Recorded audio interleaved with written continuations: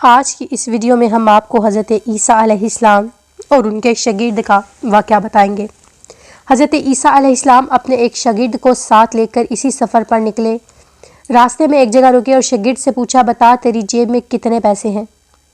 شاگرد نے کہا، میرے پاس 2 درہم ہے۔ حضرت عیسیٰ نے اپنی جیب سے 1 درہم نکال کر اسے دیا اور فرمایا، تیرے 3 درہم ہو جائیں گے، قریبی آبادی ہے، تم وہاں سے 3 درہم کی روٹیاں لے آنا۔ اس نے کہا، اچھا ٹھیک ہے۔ لہٰذا جب بستی کے قریب پہنچے تو اس نے سوچتے ہوئے کہنے لگا، حضرت عیسیٰ علیہ السلام نے تو 1 درہم دیا ہے اور 2 درہم میرے تھے، جبکہ روٹیاں 3 ہیں، ان میں سے آدھی روٹیاں مجھے ملیں گی، لہٰذا بہتر ہے کہ میں 1 روٹی پہلی کھا لوں۔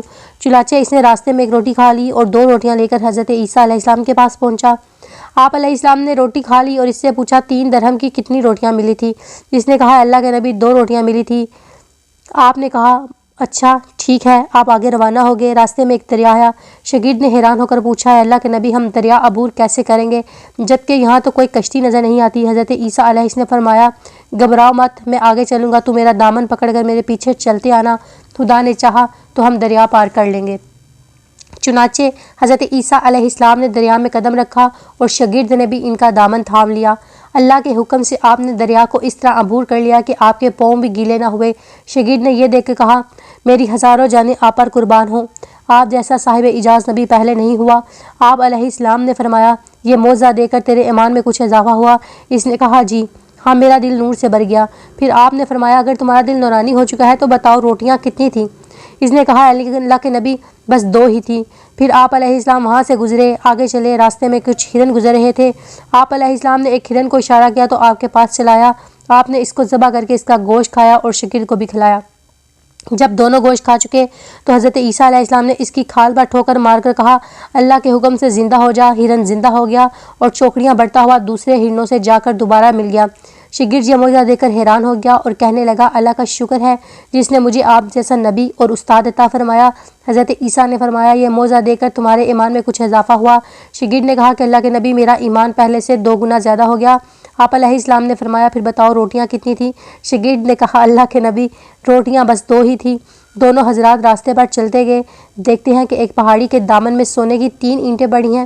آپ علیہ السلام نے فرمایا، اے شاگرد، 1 اینٹ میری ہے اور 1 اینٹ تمہاری ہے اور تیسری اینٹ اس آدمی کی ہے جس نے تیسری روٹی کھائی تھی۔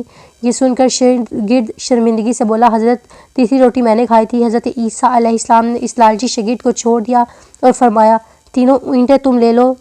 اور یہ لالچی شاگرد اینٹوں کے قریب بیٹھ کر سوچنے لگا، انہیں کیسے گھر لے جایا جائے۔ اسی دوران 3 ڈاکو وہاں سے گزرے۔ انہوں نے دیکھا کہ ایک شخص کے پاس 3 سونے کی اینٹیں تھیں۔ انہوں نے اسے قتل کر دیا اور آپس میں کہنے لگے، اینٹیں 3 ہیں اور ہم بھی 3 ہیں، لہٰذا ہر شخص کے حصے میں 1 اینٹ آئے گی۔ اتفاق سے وہ تینوں ڈاکو بھوکے تھے۔ انہوں نے ایک ساتھی کو پیسے دیے اور کہا کہ شہر قریب ہے تو تم وہاں سے روٹیاں لے کر آؤ، اس کے بعد ہم اپنا حصہ تقسیم کر لیں گے۔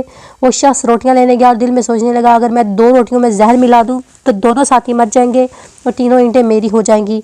ادھر اس کے دونوں ساتھیوں نے آپس میں مشورہ کیا کہ اگر ہم اپنے ساتھی کو قتل کر دیں تو ہمارے حصے میں 1.5 اینٹ آئے گی۔